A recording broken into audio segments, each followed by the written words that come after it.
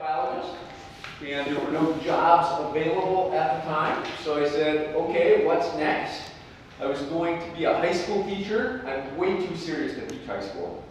I love teaching at the university level. I taught at Northern, I taught at Tech, so this is a pleasure for me to be here.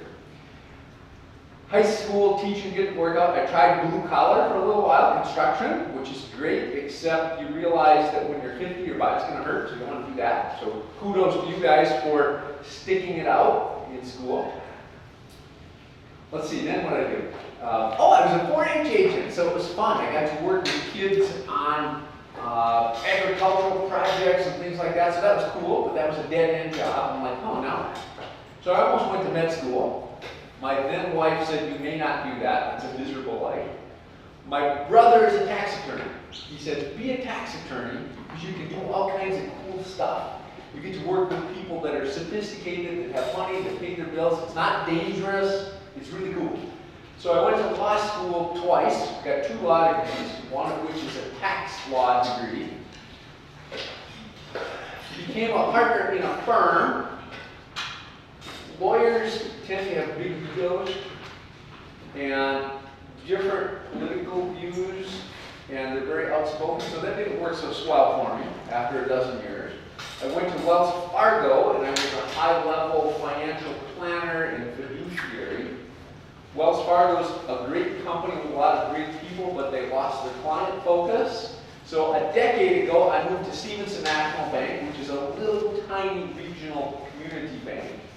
And I work as a fiduciary. What the heck does that mean?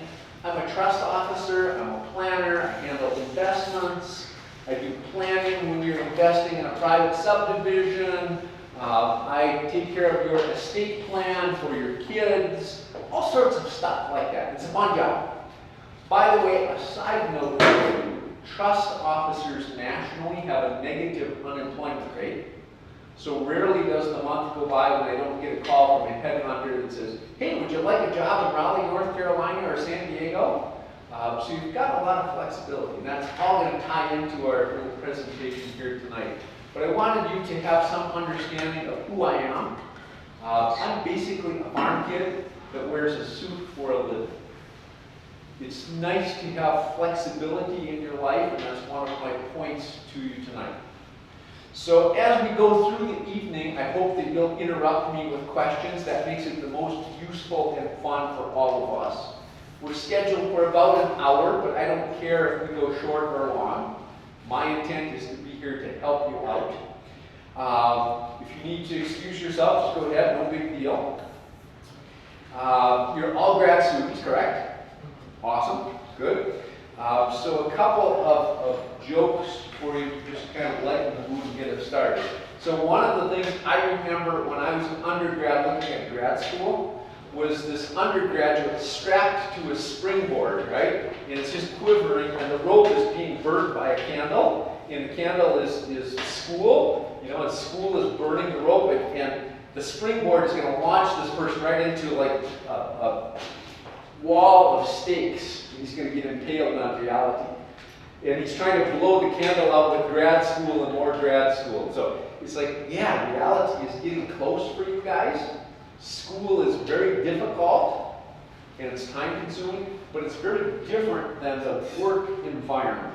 So we want to get you ready for the work environment with a real broad category of categories of things we're going to talk about tonight.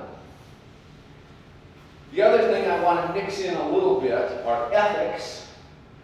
And you guys probably know a little bit about lawyers, right? Lawyers are known to be unethical as a group.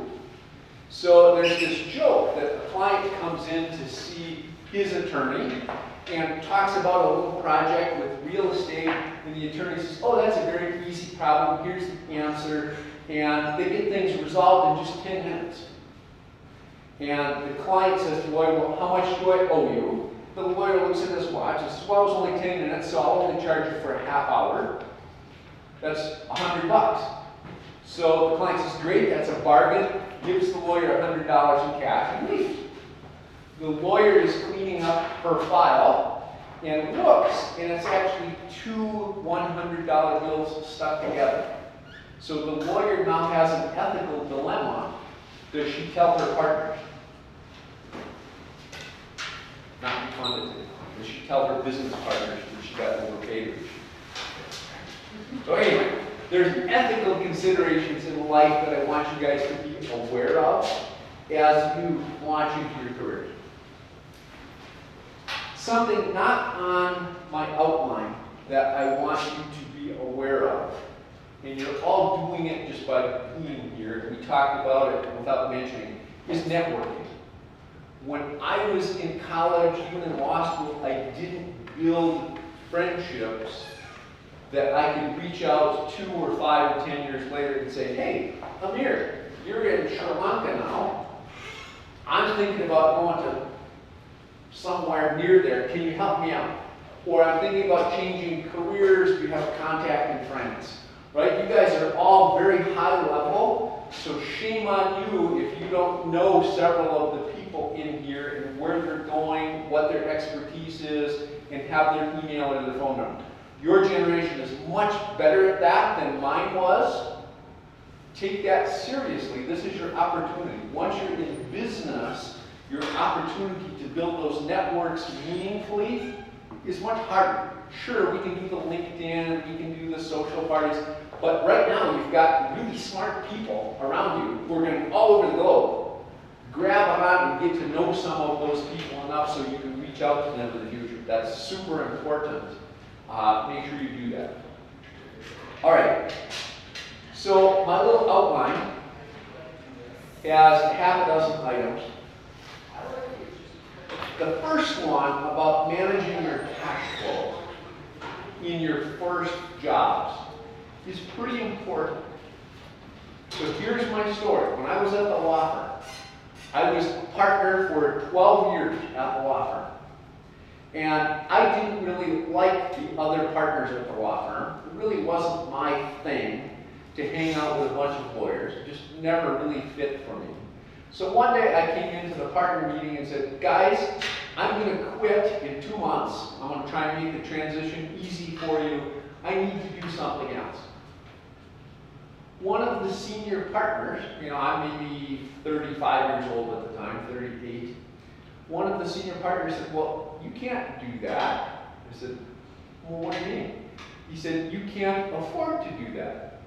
You're working a pretty modest schedule. I was working maybe 30 hours a week, making a very good living economically. He said, you can't afford to give up the law practice. And I said, well, I absolutely can, because I've spent less than I make for the last 12 years. I'm not beholden to you or the law firm or anybody else. If I want to change my life path, I've got the economic flexibility to do that. So I would encourage all of you, you're going to go from living on very little money to having a job that pays $50 or $100 or $150,000 a year or more.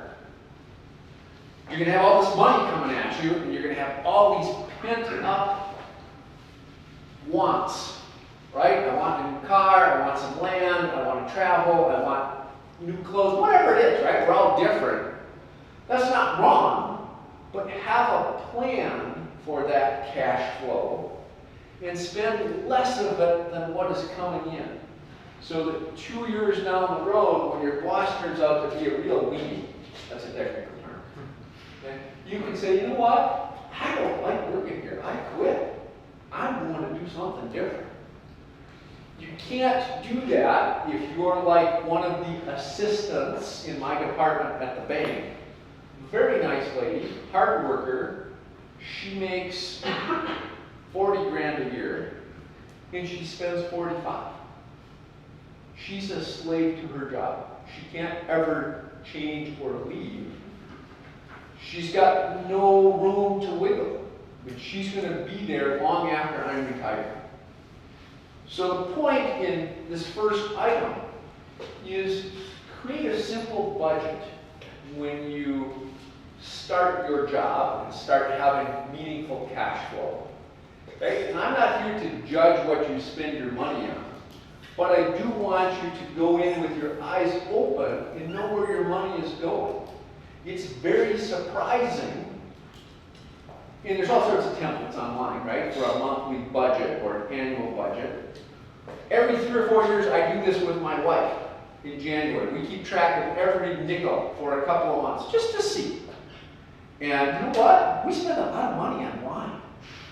It's like, God darn, really? Can we do that? You know, and I make my students, I teach personal financial planning here in the winter semester. I make them do a budget. A lot of them are surprised at how much they spend on things like Starbucks coffee or fancy coffee. It's like, well, that's okay. But know that you're spending that, right? My assistant at the bank goes out to eat almost every day for lunch. It's 10 or 20 bucks a day. Well, that's 75 bucks a week times 50 weeks. That's a lot of money, right? And that's after tax money. So she's got to earn $4,000 or $5,000 just to cover her lunch. Well, I like peanut butter. I'm okay with that. I'd rather spend that money on travel or something really truly meaningful and not just a convenience item. So you guys decide, but keep track of that. Keep track of that budget. If you can spend less than you make, you're going to have long-term flexibility. Cool? Questions on budget stuff? Yes, sir.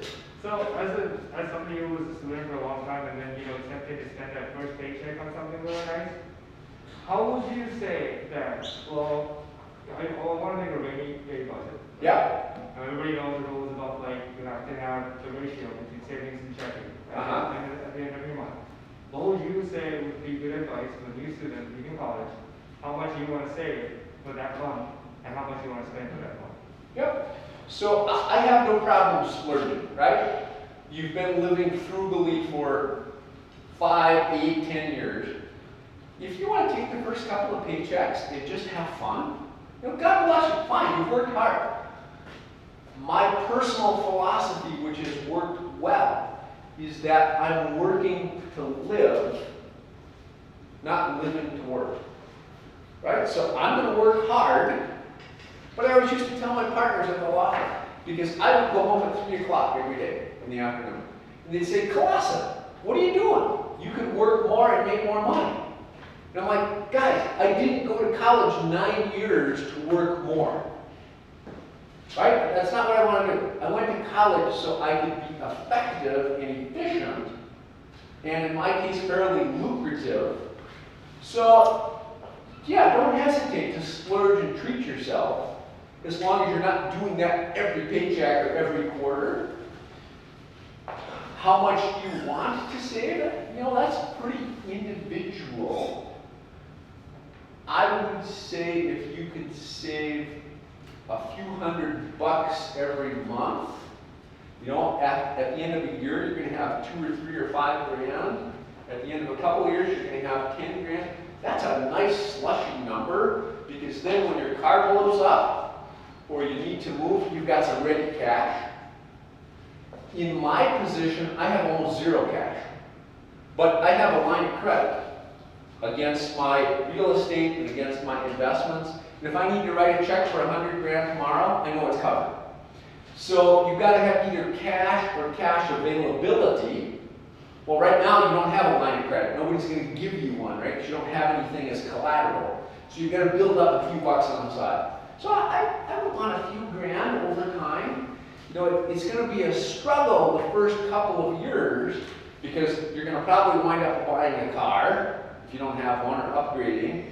You're going to want to travel some. Maybe you've got a significant other that you need to do things with in life. You maybe need to buy an updated wardrobe for work. So you're going to have a lot of competing things. So don't feel bad if you're running tight or even negative for a while. As long as you budget it and know what's happening, and say, oh, okay, well, this year's exceptional because I'm fresh out of college, I've got all these one-time expenses. Within a few months, it's going to get better. So don't sweat it, right? Don't continue to live on ramen just because you feel like you have to. I have a follow-up. Yes. So what would your advice be for someone who is finishing up school and in the tentative phase of not knowing if they are going to have a job as soon as they'd like to. Right. What kind of budgeting or saving plan, or, I mean, I don't know if I'm kind of getting ahead of myself here, maybe you're probably going to touch on some of this later, but yeah, do you have advice? Because now I know that I have a few months in grad school, that I can actually do some sound financial planning for rainy days, months. Yeah. I don't know how long that's going to be, so Yeah. yeah, that's my question. So typically, right, when I came out of law school, I went right to a job, but not everybody gets to do that. Even going right to a job, I had this huge vacuum that everything was demanding my money and I didn't have any. So you're probably not going to have any extra for a little while. If you can hide some away over the next months, even if it's a few $100, that's going to make you feel better, it's probably not going to be enough. So you're going to have to be able to call on a relative or be creative with your financing the first few months, because there's no way you're going to build up enough cushion for all the things you need. And that's just how it is. You will have offers to get credit cards. You can always borrow against the credit card. That's your absolute last, last resort, Last option. right? Because that's costing you 20%. I'd rather find anything else. But you're going to be in a position where you've got to be creative, right? And say, gosh, Mom, can I have $5,000 to get me by? Or, gosh, fiance, you're already working, can you help me out? Or, maybe you have more roommates for a while, even when you have a job. You just have to be flexible. And don't be hard on yourself. You know what? After I graduated from bachelor's, I worked in a apartment store for 6 months while I was trying to find a job and look for the next thing. So you can't let your pride and your ego get in your way, because that sometimes will really hurt. So keep your expectations low to start with. Yeah, good questions. All right, so that's kind of budgeting and cash flow stuff. There's all sorts of ratios you can read about how much you should spend on housing and insurance and all that stuff. I'm not too worried about that. Just make sure it's reasonable, right? It's got to feel okay. Don't buy a BMW as your first car unless you're, independently wealthy. It'd be cool, but I was laughing with a client earlier today because I drove into their house and he said, I'm soliciting. He said, Mike, one of the reasons I like you, I'm like, no. He's like, you drive a dirty old pickup truck. Right? There's a time for flash, but at least in Upper Michigan, that's not very often, right? What's the number one vehicle driven by millionaires in the United States? Anybody know? A Honda? The F-150 pickup truck, right? A lot of people don't want any notoriety with their money. They just want to work hard. The vehicle's just a tool. And it's okay to have a fancy car. I'm not saying that. But set your priorities. For me, my economic priority, or one of them, is travel. I'd much rather go on a trip to Argentina than drive a fancy car. Everybody's different. All right. Negotiating your job contract. So this is a huge topic, right? So we have a couple of communication experts with us. Okay? I would spend 2 minutes on job interview stuff. Okay? So one of the very first things when you have your job interview, please don't ever be late. Right? Be early. Have extra copies of whatever it is you've been asked to provide if this is a face-to-face meeting. Be thoughtful of the image that you want to convey. In college, right, we can, just kind of hang out, not worry about our appearance, we can let our tattoos show, scrubby hair, hoodie up, right? If you show up to a job interview like that, you've immediately sent a message to them. And I don't care if you do those things with your free time. Make your job presentation fit the job. Okay, that's different if you're an IT specialist versus a fiduciary, right? As a fiduciary, I've got to be kind of boring. White shirt doesn't mean you're going to make a good employee. I want an employee that's got initiative. Hey, think this through with me. Think ahead. Anticipate. Give me some ideas. Man, if somebody comes to a job interview and conveys that to me, that's pretty exciting. I'm going to find a job for them. So that's cool stuff. Let's see. So you get to the point where you're ready to get a job offer. And I call you up and I say, hey, I'm willing to hire you. Can you start in January? No, let's make it February. Okay, February's fine. I'm willing to pay you 50 grand a year with a normal benefits package. You were really hoping for 55 grand a year and an extra week off. Right now, you probably don't have a lot of leverage, right? If you're just coming out of school. Maybe you can come up with something that's a win-win for you and the employer. Like, would you be willing to pay for additional education or credentialing? Would you pay my association dues? Would you allow me to flex my time a little bit? You've got more leverage than I did just because we're hungry for employees in today's world, for people that are willing to work. You may not have the flexibility I had when I came to the bank and I said, I'd love to work for you, but I need 7 weeks off a year. And they said, well, we can't do that. We only give 4 to our most senior people. And I said, okay. I said, well, give me 4 then, and just don't ask where I'm at for 3 or 4 more weeks. And they said, if you're really good, you can do that. Don't tell them. So for the last 10 years at my job, I take 10 or 12 weeks off a year. I just disappear. Nobody knows where I'm at. My assistant does. They only know that I'm putting up big numbers for my production. They know that nobody's complaining about me. I'm not being sued. They like what I'm doing. So now I've got all kinds of flexibility because I've built that machine. You may not have that initially, but you can have that in mind as your long-term goal. That's awesome. Welcome. Grab one of these. We're kind of working through now. Love it. Know what's important to you. Is it working remotely? More and more employers are okay with that. Know that if you're gunning for remote work, employers don't want to pay as much. Because you're going to live in a little dinky town in Upper Michigan where the cost of living is low versus Atlanta, Georgia. So they're going to say, oh yeah, but we're only paying you 80%. Be prepared for that discussion.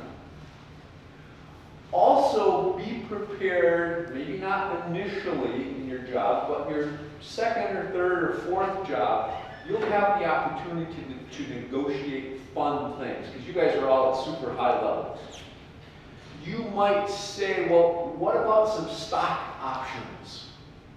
Or what about you guys paying for my cable and my cell and whatever else at home that I might need to work on the weekends? You'll start to have some leverage for that kind of thing, and you're not going to get it if you don't ask.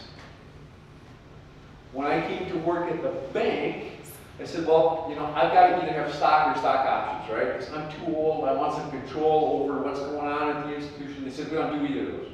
I said, well, okay, what do you do? Well, they have stock appreciation rights at the bank. I said, great, that's like phantom stock. I said, what are you willing to offer? And this was protracted, right? They said, we'll give you 1,000. I said, well, no. I said, I want 2,000 now and 2,000 later. He said, ooh, man, that's pushy.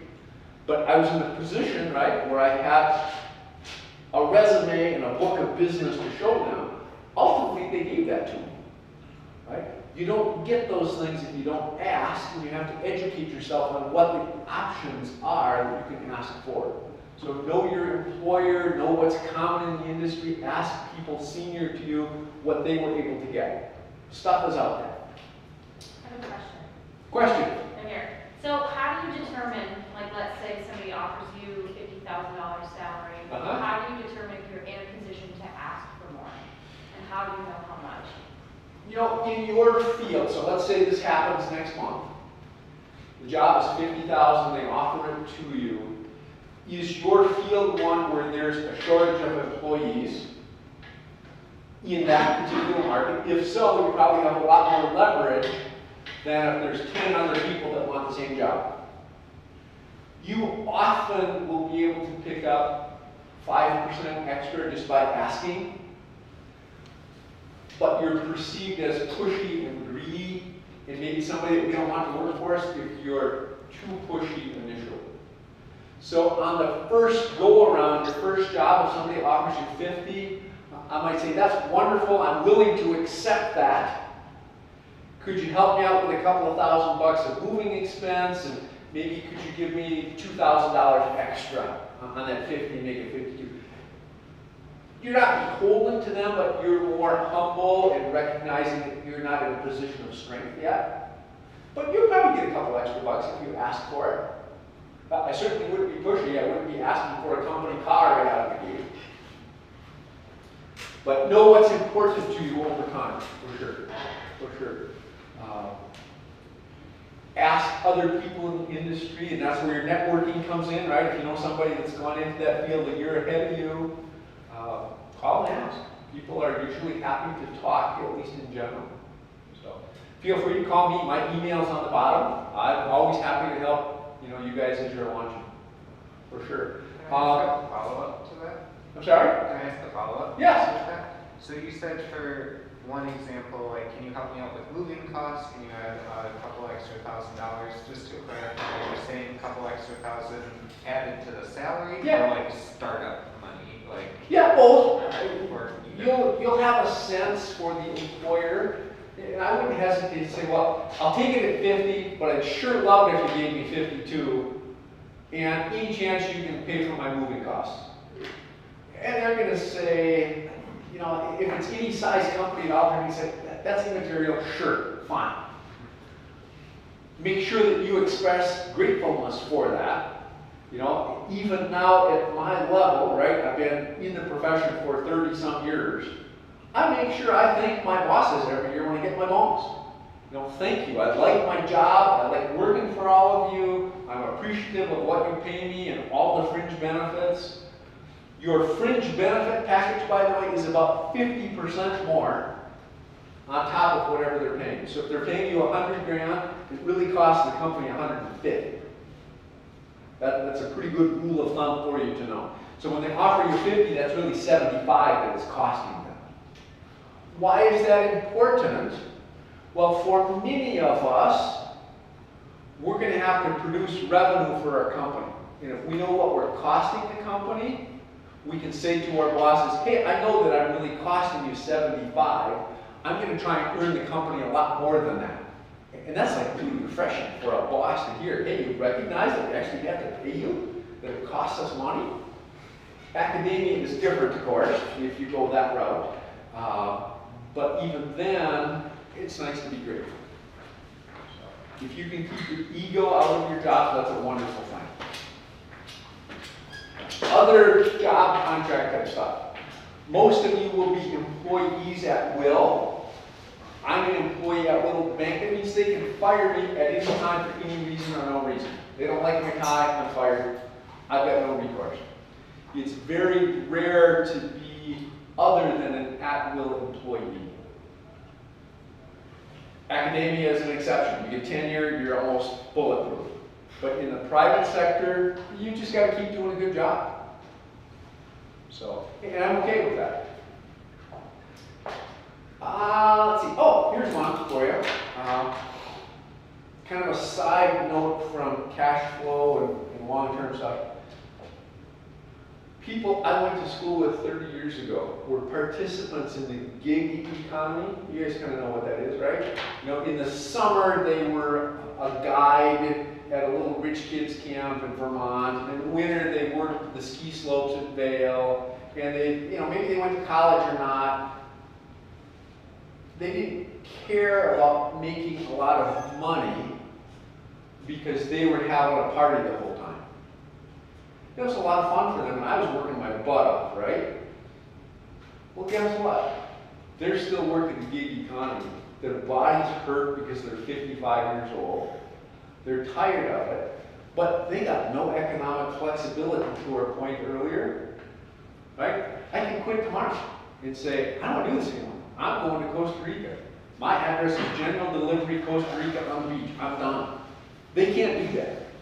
So it's kind of a win now or win later thing. For me, and I'm betting for all of you, work hard now, develop some flexibility so that when you're 40 or 50 or 60, you can say, you know what, I want to do this instead, or I want to work class.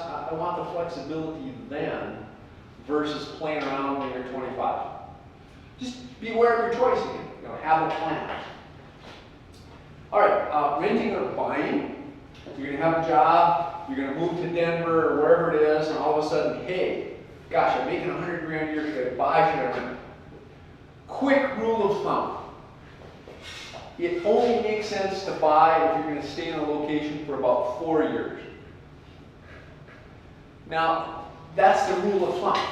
Right now, because the real estate market is so hot, you could buy a place and sell it 6 months later and make 50 grand. But I can't tell you when that real estate market's going to collapse. It's happened 3 or 4 times over my working career, so this current boom in real estate isn't going to continue indefinitely. Something will happen where prices will come down, so don't get caught speculating on real estate unless you're, game to do that and potentially get burned or make a lot of money. My rule, coming out of college, I'd say look around, move a couple of times, check it out. Life's going to change for you. You're going to think you like one thing, and all of a sudden you're going to say, well, I'd really rather be over there. So I keep maximum flexibility for a little while. Banks will love you, credit unions, if you go to buy a house and you've got 20% down payment in cash. You guys can do that math. That's a lot of money. Banks will finance you with 10% or 5% or even 0% down. But they're going to push you into, they're going to be obligated to push you into a different loan program where the closing costs are more expensive, the interest rate is higher, and it's a slower process. You can still buy the house, it's going to be slower and more expensive. If you walk into my bank with 20%, we're falling all over you to help out. God, you're an ideal customer, what can we do for you? So you have a lot more power when you go to borrow if you've got 20% down. That's still a management. And that's a lot, I know.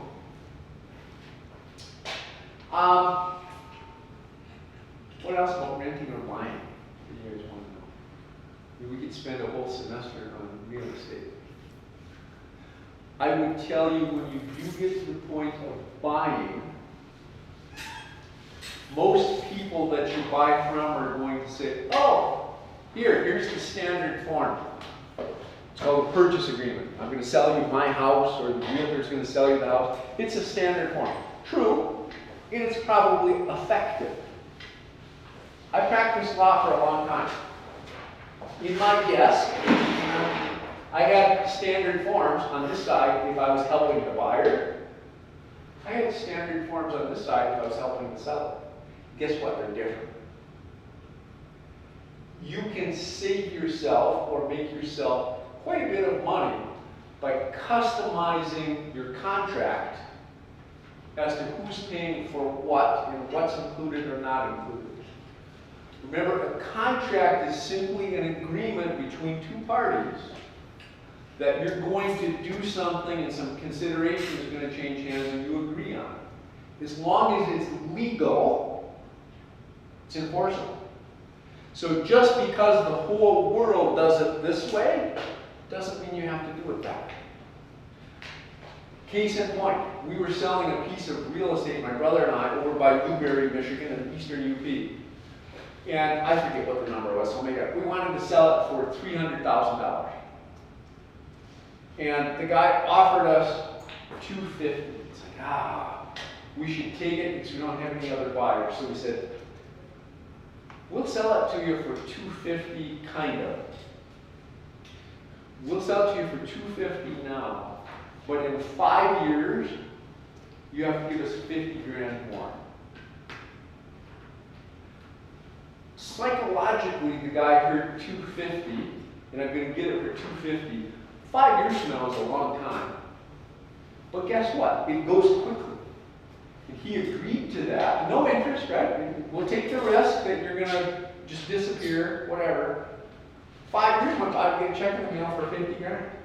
Because we asked. Right? So think creatively with your contracts, whether it's employment contract, real estate contract, or other contract. Right? And don't be obstructive with the contract. You still have to get the deal done. But you can think outside the box. That's what I want as an employer. I want somebody who's got a brain that's critically thinking and anticipating. God, if I can find people like that, I'll hire people now. I'll find a job for you. So be creative like that. Don't get stuck in a box. That's for average people. You guys aren't. It's okay to be successful. All right, renting or buying anything else? Yes, sir. Yeah, so let's just say I'm making, I'll throw a number out there, $3,500 a month. Okay. Out of that $3,500 a month, how much do you think is a good rule of thumb that I should be spending on a mortgage payment?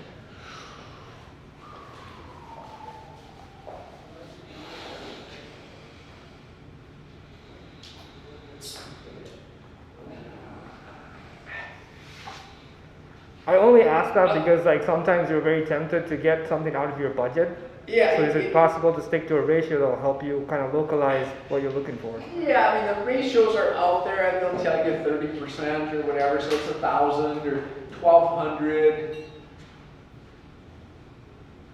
I think this group is more intelligent and flexible than that ratio. Right? And I'll use me as the example. I own 600 acres I live on. He was really expensive to buy. When I bought it, my payment was way more than what anybody would tell you was responsible. I ate a lot of peanut butter. I was okay with that because that land was super important to me. The land is giving me pleasure and value on a daily basis. So with our homes, I would tell you if you have a plan and it's thoughtful, that you guys, not average Joe and Jamie, but you guys could go above that average because you get it, right? You know that's a priority. You're not going to have the Starbucks coffee because you're trying to make a really expensive mortgage payment. That rule isn't, I'm not telling that to the average student. So be thoughtful about that. You know, a couple of grand a month would be aggressive because you still have to cover taxes and insurance. Maybe that's included. But you still have to cover your car. Hopefully you're making a 401k contribution. You've got some social entertainment expenses. You're buying your significant other things, right? All that other stuff. So do the math. Come back to the budget. Okay? And I'm okay if you go right to the wall as long as it's planned.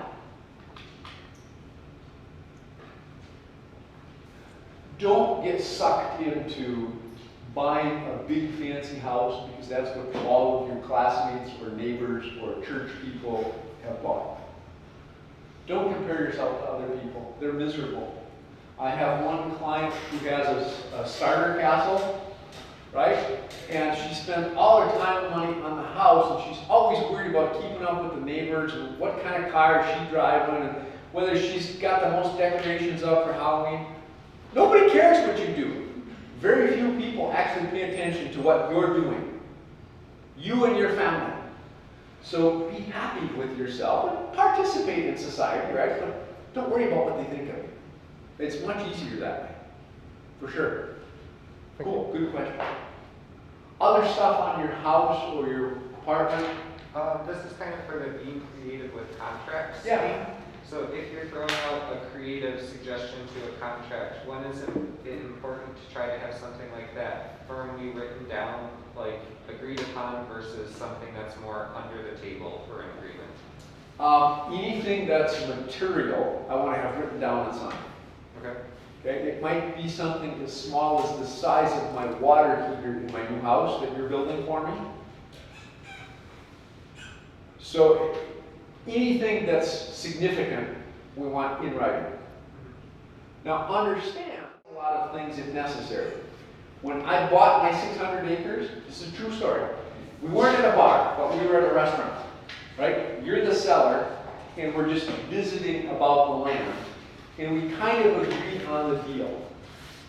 On the napkin, my only regret is it wasn't a bar napkin, it was a restaurant napkin. We wrote down the land description, the price, we both signed and dated it. We said, we'll formalize this into a bigger contract next week when I'm in the office, but here's the skeleton of the deal. That was binding. So we can start that way, and that got the deal going. The guy couldn't back out at that point, but then we fleshed it out from there. If we did, the law would have implied certain things. So, yeah, anything important's got to be written down. Thank you. Yeah, good question.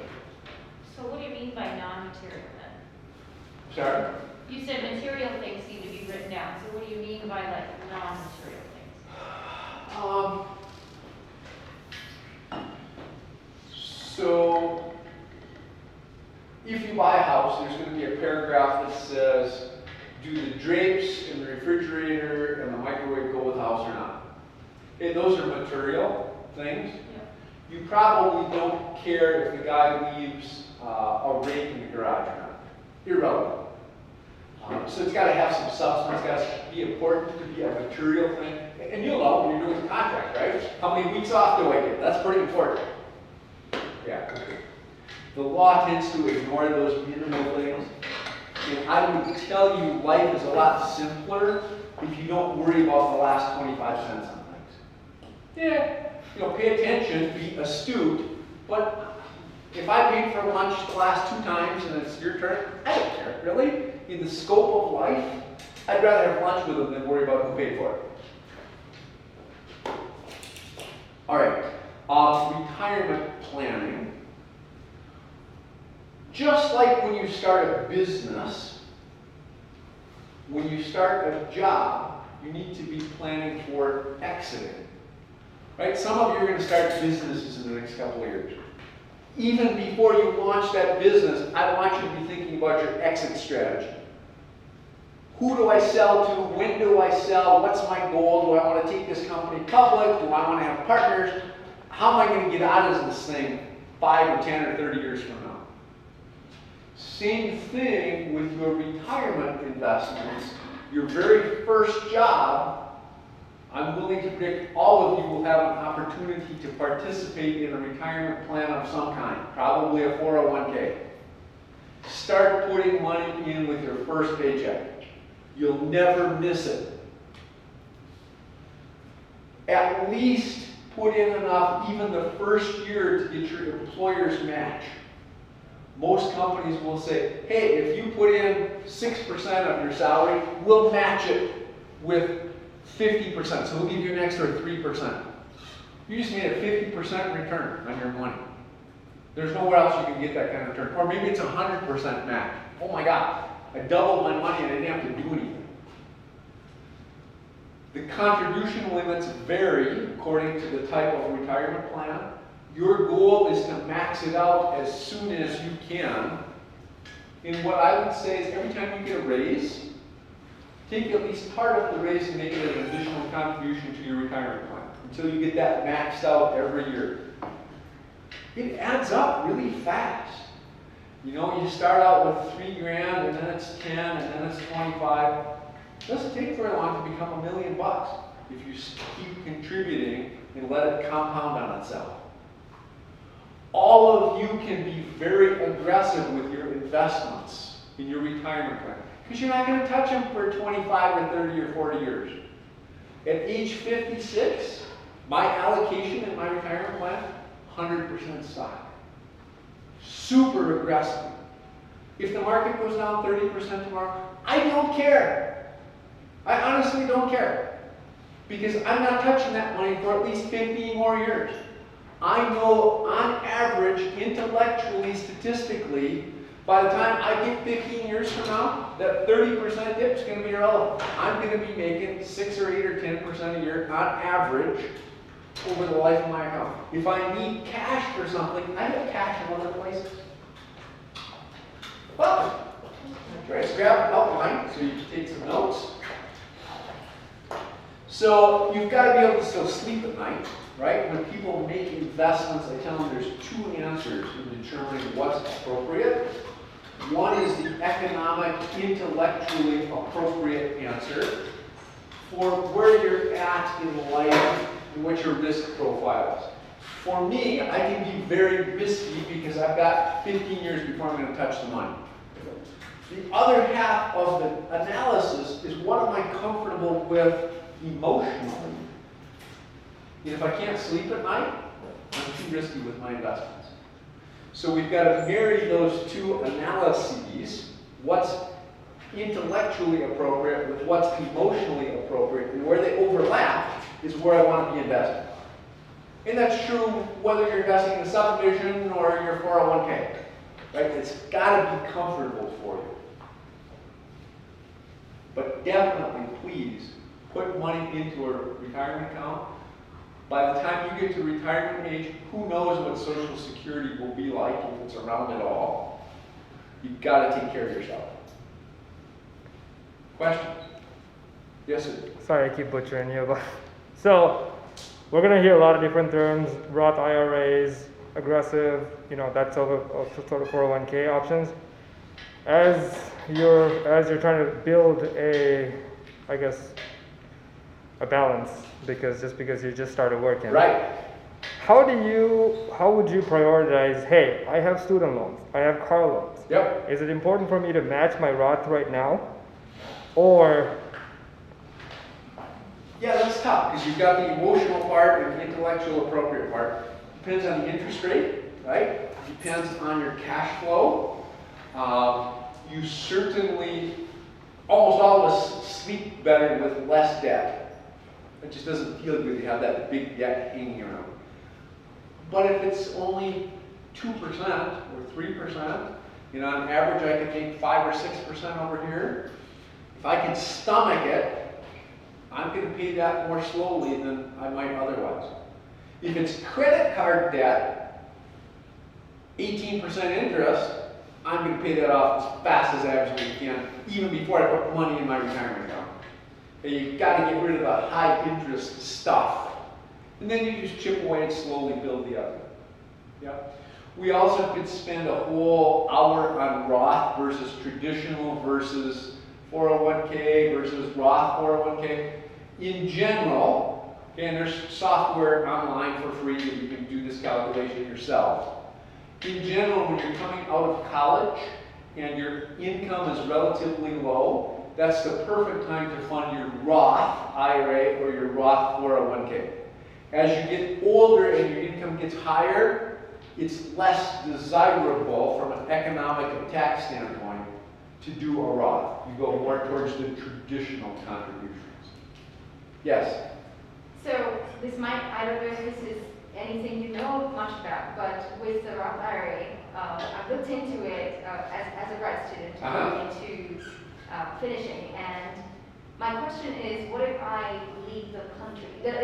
I don't know much about it in terms of that. I don't see anything on the website that explicitly talks about people, because I may live in the US for the next 10 years or I may not, and I know that I don't know whether there's some Most people take all the money out and they give it to a trusted advisor and say, here, take care of this for me.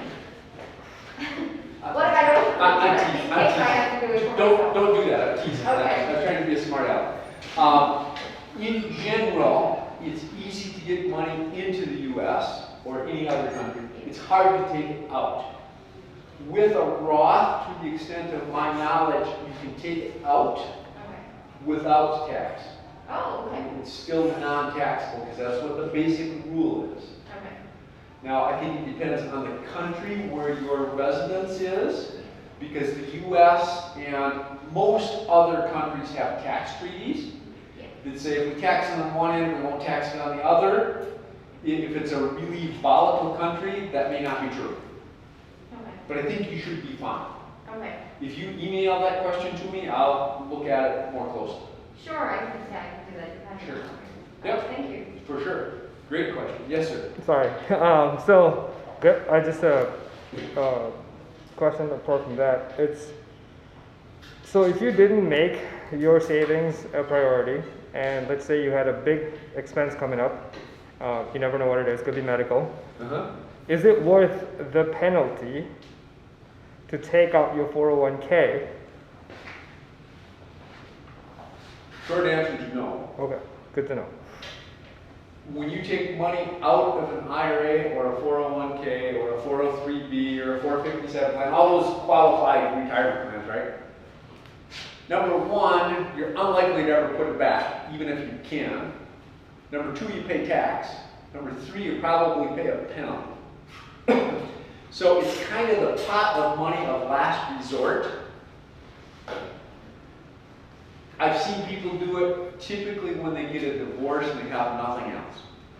Sometimes you just got to do it. It's like borrowing money on a credit card. I got no other choice. You do it if you have to. But absolutely last resort. Absolutely dead last. Thank you. Yeah, for sure. Same would be true for slightly different reasons. Taking a loan from your 401k. Some plans will let you take a loan. Bad habit to get into. Leave that alone. Let it grow. Just pretend it's not even there. Don't look. Don't worry about it when the market goes down. Just keep chucking money in there. Right? Look at it once every 3 or 6 or 9 months. Yeah, for sure. Good question, though. Thank you. Plus, if you guys ever get sued, right? You're more likely to be sued than a lot of people on this campus because you're cutting edge, right? You're grad students. You're going to be doing cool stuff, starting cool businesses. People who are progressive and out there get sued because we're doing stuff. Things that are absolutely creditor-proof are your house and your retirement plan. So that's why when you talk to a physician, like particularly like an OB/GYN doc, right? They may not even have malpractice insurance because it's so expensive. They've got a huge house, huge retirement plan, and no other assets. Because if they get sued, the house and retirement plan are untouchable. Almost untouchable. So, just for creditor plan. All right. Question before you move on. Go ahead. So are you familiar with Roth IRAs? Or Yeah. Yeah. For sure. So what are the downfalls? Because when I talk to people, they're like, oh yeah, it's so great, but what is the catch? Well, the catch with any retirement plan is what we were suggesting. It's unavailable to you for daily living. It's money you've committed to that you're not going to touch for a long time. So it's tied up, it's gone. Now a Roth has actually got a cool exception that allows you to take the principal out if you need to without penalty.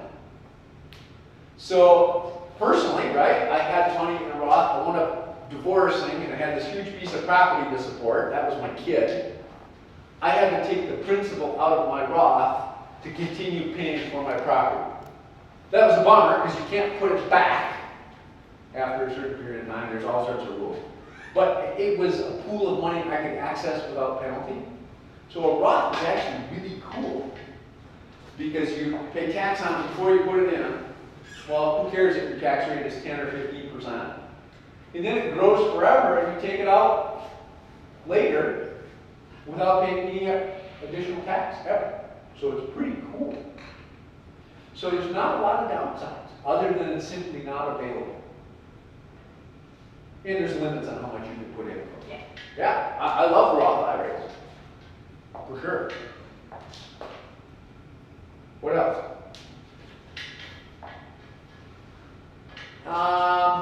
Let's see, insuring life options. So that was kind of the story I told you at the beginning.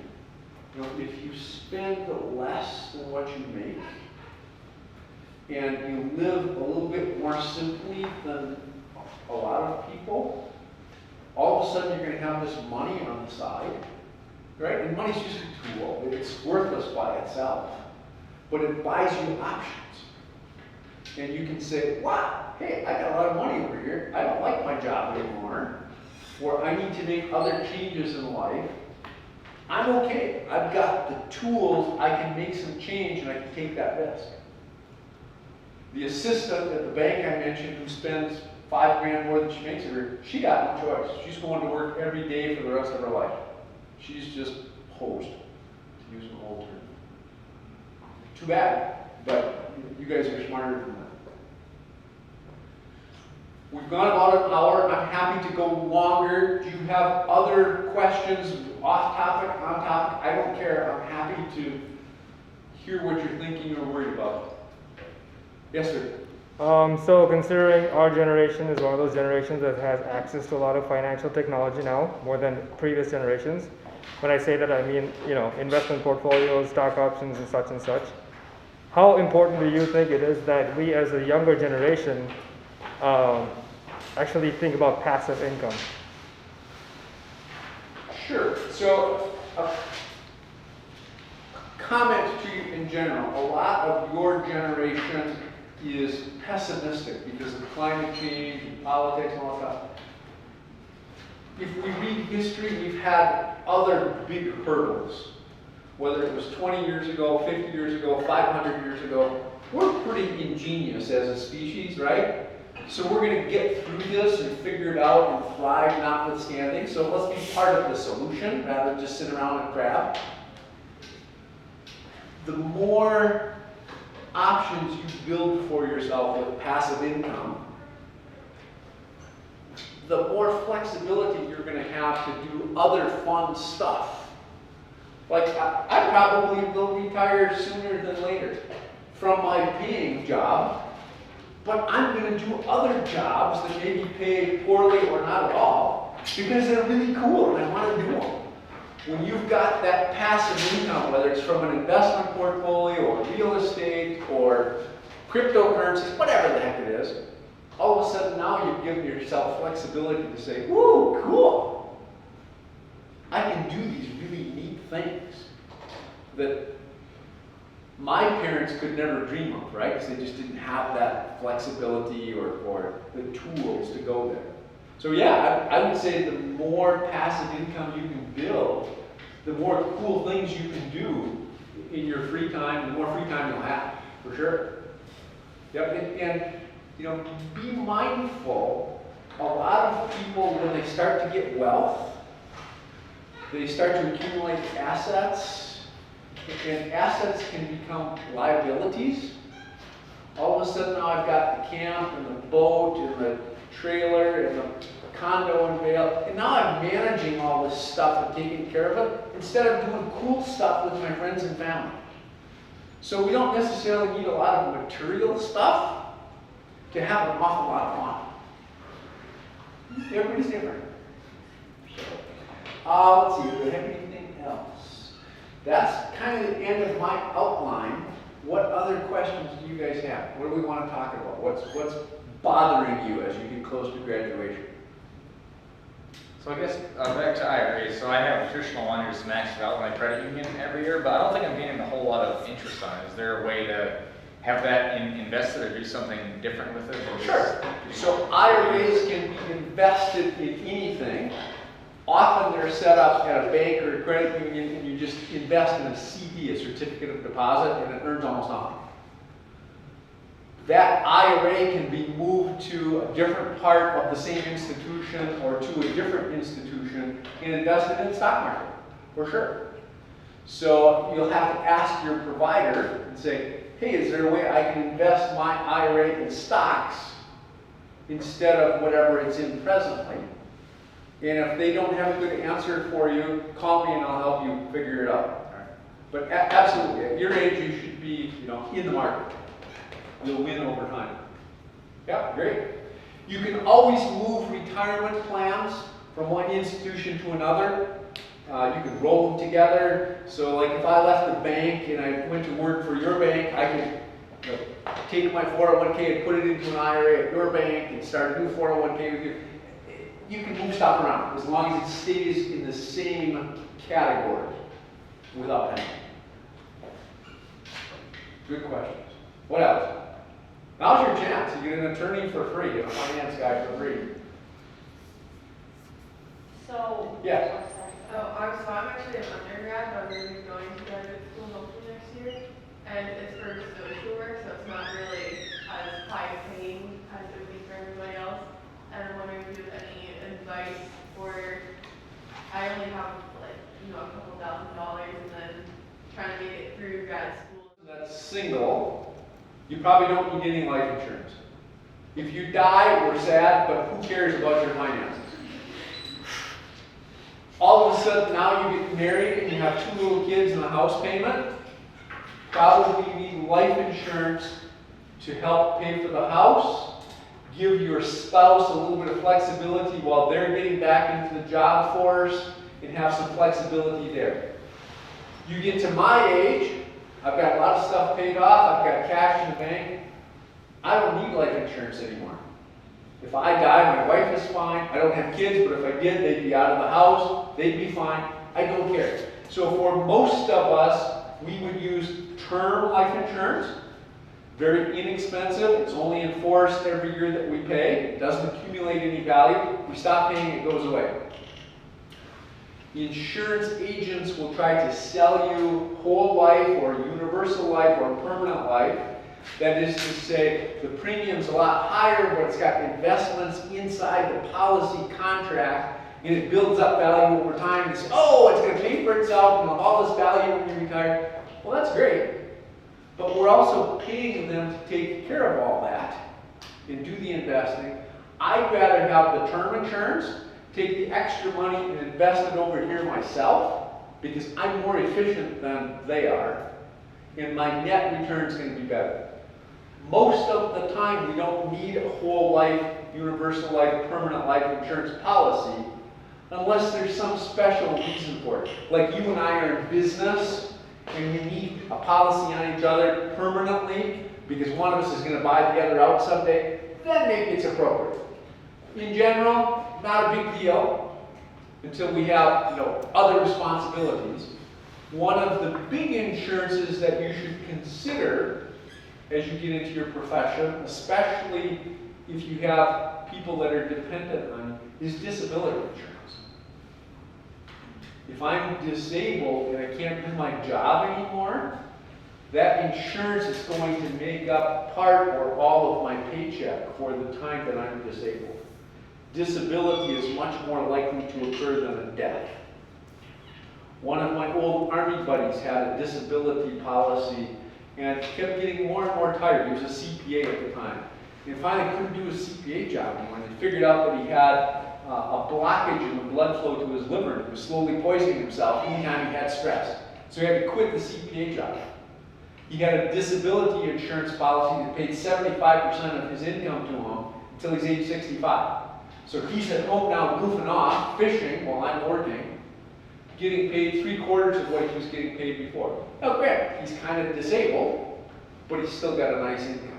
So I'd be much more interested in disability insurance and maybe term life insurance than a permanent life insurance policy.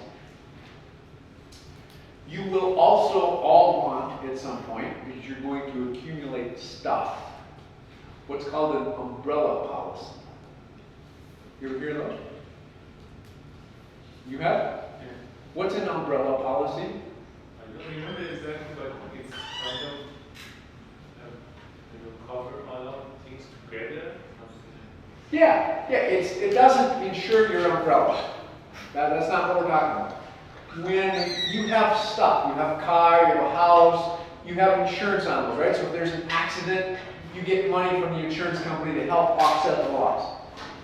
Well, if I've accumulated some wealth, I'm worried that I'm going to get sued, right? I have a big party at my house. You guys all come over to the party, and you fall off my dock, and you're disabled for life because I put the dock in poorly.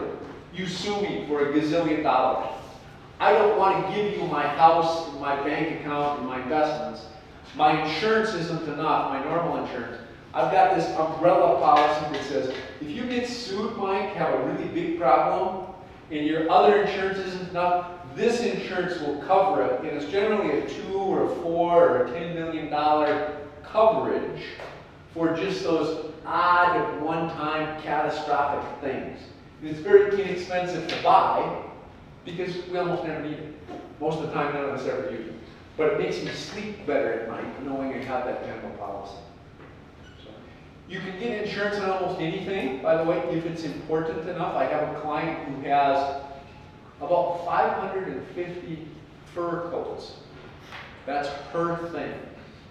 Okay, that's $2 or $3 million worth of fur coats. Your normal insurance doesn't cover something like that.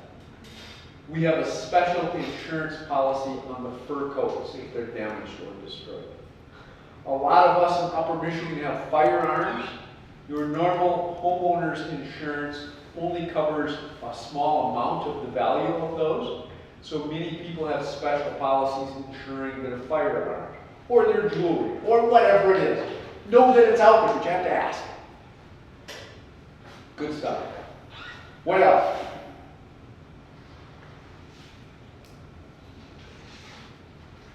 Yes? On the topic of insurance, say you have very expensive, like mountain bikes, what kind of insurance would cover that? Because I know not all types of, like auto owner's insurance or something, they won't always cover it. Say if it's hanging off the back of my car and I get rear-ended. Yep. So the insurance contracts are very difficult to read, right? They're 30 pages of fine print, difficult to understand. The best answer you can get for that is to work with an insurance company who has a real live person you can go talk to and say, show me where this is covered, or tell me how to get this covered, please. And maybe you can do it, 1-800-GEICO, and they'll walk you through it.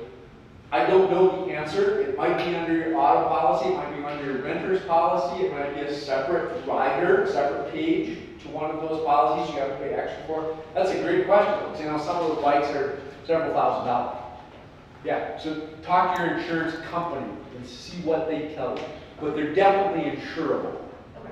Yep, great question. Anything else? Time for one more.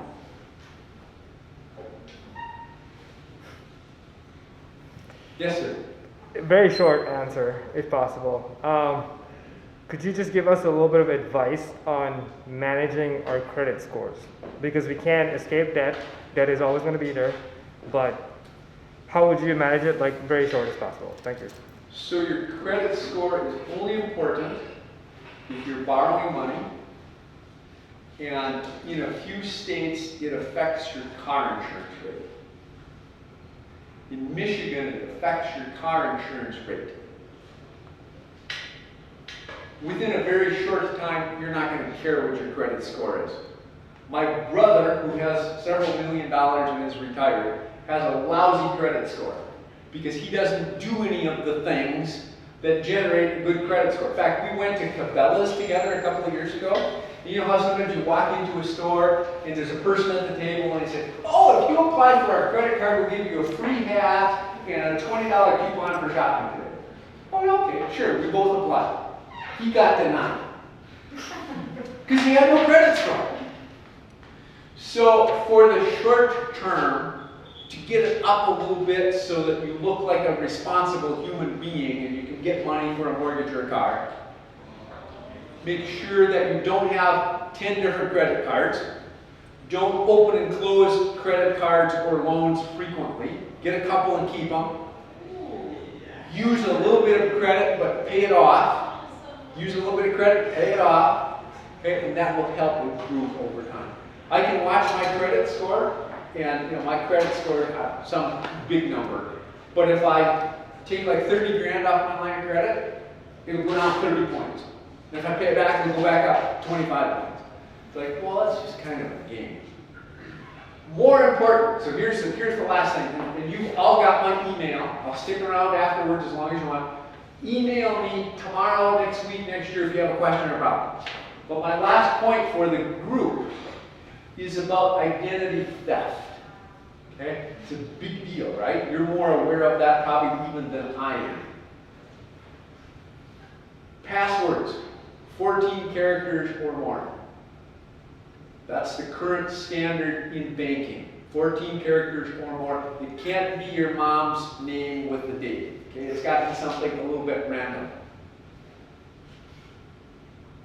Be super, super careful with what you put on social media. Okay, that's mind. Be super careful logging in on public networks. Okay, that's mind. You will bump into several tools where you can have monitoring services.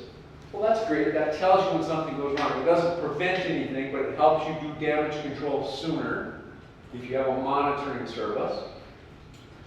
One of the best things you can do is freeze your credit reporting. So if you apply for a credit card or a mortgage, one of the first things we do is we send your name off to Experian, TransUnion, and Equifax. And they send a note back immediately to say, good credit risk, bad credit risk. Well, guess what? If I'm Ivan down in Miami, Florida, or in Moscow, and I get all your information, and I apply for a credit card, I might get the thumbs up because I've got all of your data and I look like you. They approve it, I run up a bunch of bills, you get the bill, you say, what is this, you got a problem. Sometimes you can't avoid that. But the way that we can keep Ivan from tapping our credit is we call or go online to those 3 credit reporting agencies and we freeze our credit. What that says is, don't give my credit report or score to anybody ever unless I turn it back on. So when Ivan goes to apply for the credit card, it shows that you have no credit history, he gets denied. He can still apply, but it's going to get denied.